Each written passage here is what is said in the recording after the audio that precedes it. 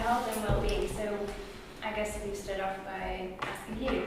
So what does that mean to you guys? Not being stressed. Yeah, that's a good one, yeah. Okay, not being stressed. I think it can be also about work-life balance, so just trying to maybe get some exercise in, next to always think next to the computer, maybe socializing with people. So just, I know we work and we have to do various things, but just having time to do other things as well.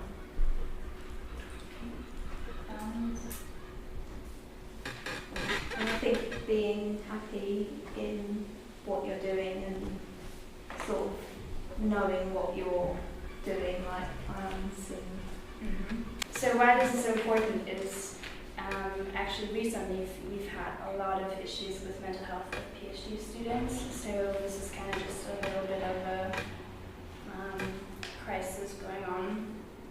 And approximately 1 in 2 PhD experiences psychological distress. So warning signs, and this is kind of like, I mean, obviously you're not gonna, well, we don't know, but obviously you're not gonna see your mentee quite a lot.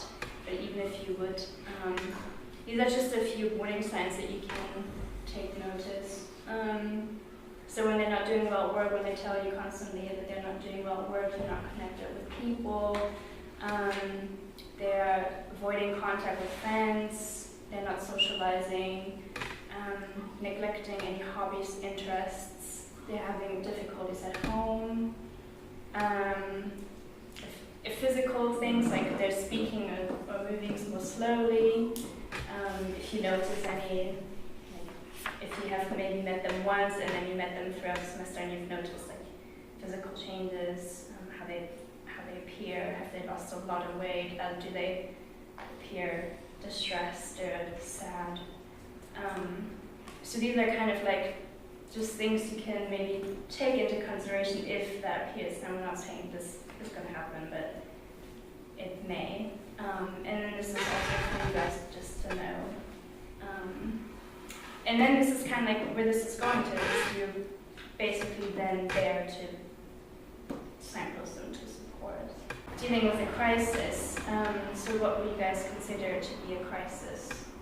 In this context, it could be that somebody's got a really difficult personal problem, or it could be that they decided that they feel that they need something. Yeah. Self-harm or suicide? That's a big one, yeah, definitely. Some sort of violence that they're experiencing. Yeah, so when they've experienced, yeah. So I guess a crisis could be really anything to that person at that moment. It's kind of whatever the mentee presents with. If that's a crisis to the mentee, then that is considered a crisis. It may be something like, you know, I've lost my keys, blah, blah, blah, and it may not be something very, very big, but to them at that moment it is a crisis. So what to do? So dealing with a crisis, I guess, don't panic, so use the same skills that we've just talked about, kind of listen, be mindful of boundaries, be mindful of, we're going to talk about resources, where to signpost them. Understanding that there are some things you can't solve, you don't have all the answers, and also kind of being mindful of your own self, like how is that going to affect you if someone that has been like sexually assaulted or like violence happened on campus, like how's like you listening to that, you know, how's that going to affect you and what do you need to do in order to be okay with, you know, walking away from this situation. Outlining boundaries is a big thing, so just kind of what I just said. Encouraging them to seek help, signposting them to resources. We're going to talk about this in a moment. Don't promise things you can't do. You know, you can say to them, yeah, you know, I'm going to help you with this, or I'm going to solve this for you. Just being very independent, making sure that you help them help yourself, even in a crisis. obviously don't put yourself in danger. And then if anything is very emergent, then call security services. Harassment and discrimination is just, so it can happen. And this quote I think this quote is pretty good because it's, sometimes we think it doesn't happen at universities, but it's actually pretty common from what I know. So how we should respond to this if your mentee reports anything like this. They've been raped or sexually assaulted, the different policies are there, and you're going to have the slides, you're going to have the resources. And that's all you can do really, is point them to that, to tell them how they need to report it and where they go. There are an awful lot, as I said at the beginning, resources, different information sources that you can use. And part of what you'll be doing is signposting. So there's all sorts of places you can look. We've given you, you'll see in a minute, some indications of some of the websites that we've found, some of the pages that are there that you might want to use.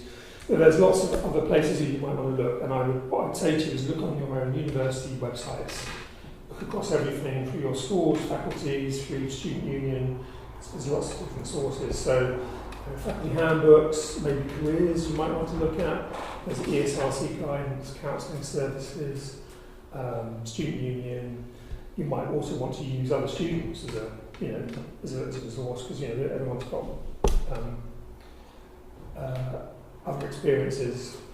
Doctoral colleges may have good stuff that you might use, particularly if it's kind of academic issues or whatever, or training. So there's various places that you might go, and I'm probably telling you the obvious here that you know that, but just make yourself a bit more familiar, if you're not already, with kind of what's available within your institutions.